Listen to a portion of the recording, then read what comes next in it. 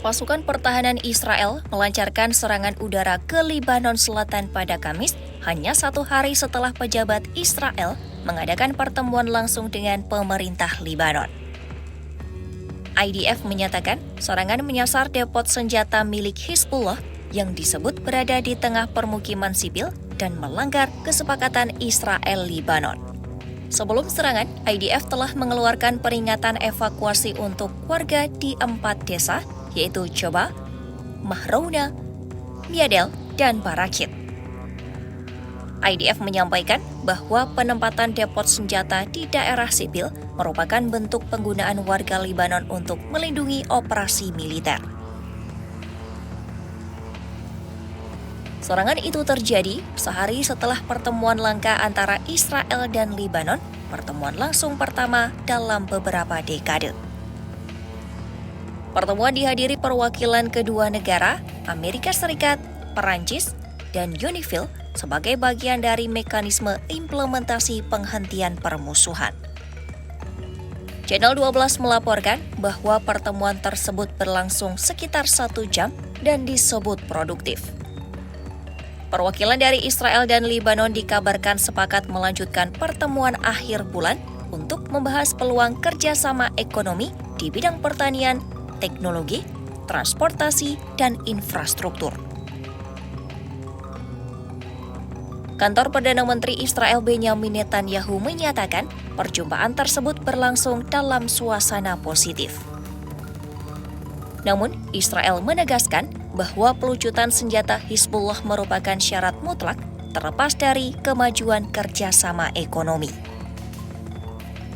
Seorang pejabat Israel menyampaikan, Israel siap melangkah maju dengan pemerintah Lebanon, namun menilai pemerintah Beirut harus menangani kekuatan Hizbullah terlebih dahulu.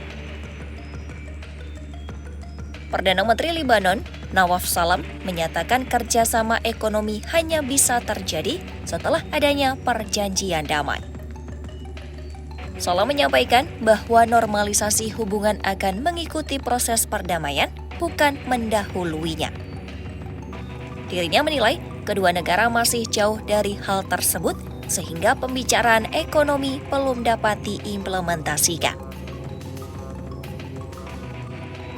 Peringatan dari Israel dan Amerika Serikat juga muncul dengan menyatakan bahwa IDF dapat meluncurkan operasi besar jika pemerintah Lebanon dinilai tidak membuat kemajuan dalam proses pelucutan senjata Hizbullah.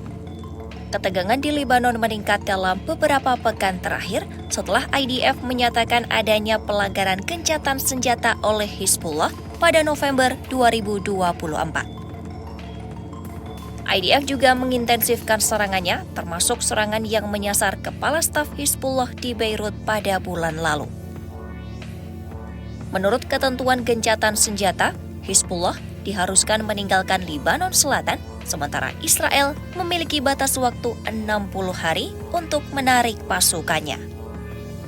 IDF menarik diri dari semua pos, kecuali 5 pos strategis di perbatasan Lebanon, karena pembongkaran infrastruktur Hizbullah di selatan dinilai belum selesai.